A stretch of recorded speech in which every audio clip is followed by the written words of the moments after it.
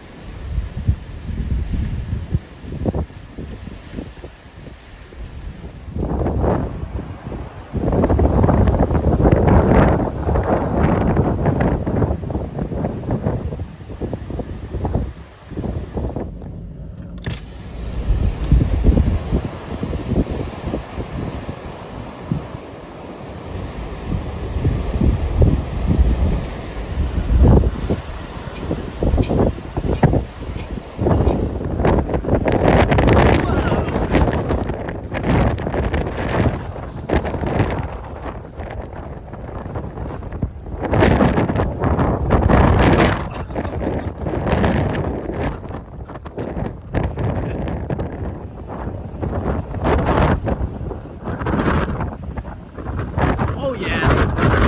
Yeah! Woo! That's what I'm talking about. Yo, we gusted to 64.7? Dude! Hell yeah, and I was in it! Let's go!